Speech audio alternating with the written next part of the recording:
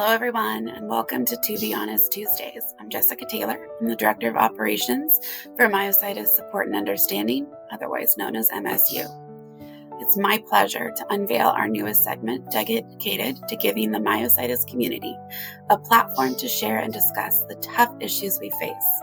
Sometimes living with myositis can be incredibly challenging, and we created To Be Honest Tuesdays to address those hard and uncomfortable truths.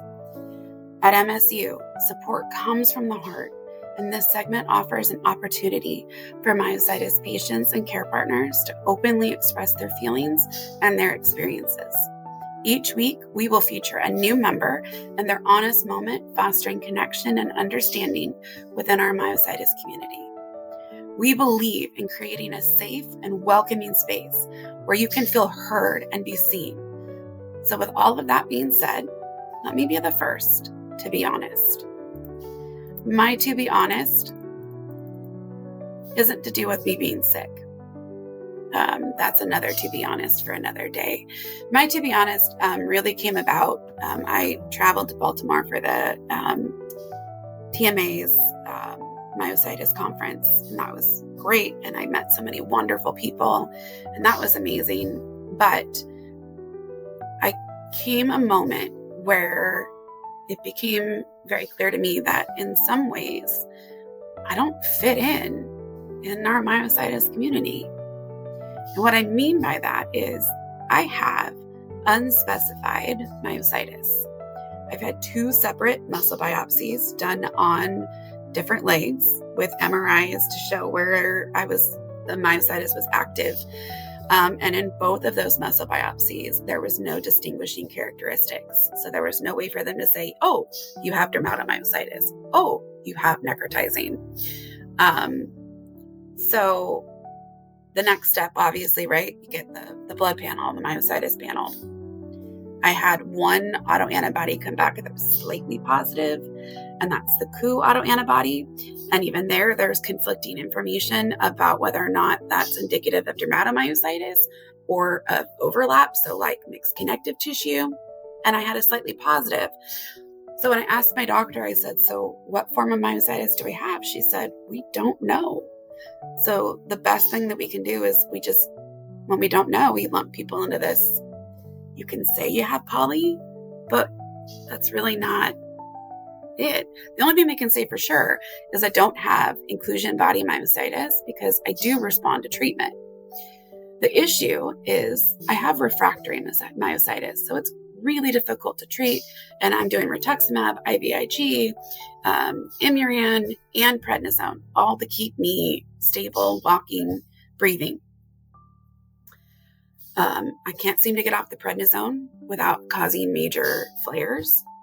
And so that being said, it'd be great, to be able to try a clinical trial, to try some of the newer drugs, some stronger things, except I don't qualify for those because I don't have a specific type. So I can't qualify for a clinical trial. And it was really clear, and the reason this became really clear and why I felt out of place was here's all these great segments that were happening at the convention, and that was, come to this one and learn about the newest things with dermatomyositis or inclusion body myositis, and I'm like, well, where do I go? What do I do? I don't fit. And then I came across somebody else, and they were, visiting our booth, and it was during the sessions, and I was asking her, I was like, well, why aren't you in a session right now? And she's like, well, they don't know what type of myositis I have, so I don't know where to go. And that was the aha moment. I'm not alone in this, that there are other people out there that are like me, that don't have a place to go, that don't fit in, that can't apply for clinical trials, that have a hard time getting medications because we don't fit this mold. And while I know nobody really fits a mold, and no 2 myositis patients are alike, at least some people have a definitive answer, right? And I don't.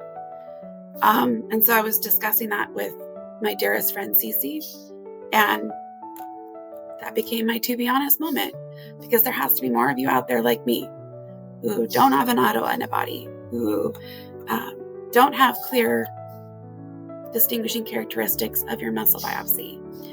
And we're just kind of going through, feeling like, what group do I join? Where do I go? So for you people, I see you, I hear you, I am you. So that being said, that's my rant for today. That's my to be honest moment. So thank you for listening to it. Now, are you ready to share yours?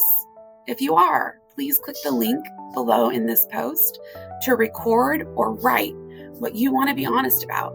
What issue you're going through? What challenge are you facing? What's difficult? We want to hear about it. This is your opportunity to share it. And also, I want to encourage you, if you're feeling alone, if you're feeling like you don't belong, join us at one of our next support groups, because your story matters to us. And together, we can create a very powerful environment of growth and healing. We want to be in this space where we support one another through the challenges we face, because together we are stronger. And I have to give the special shout out again to Corrine Keenan for helping me create this segment and for being my creative muse with all of your beautiful ideas. I love you. And I love you all in the myositis community. And until next time, on To Be Honest, thanks for listening.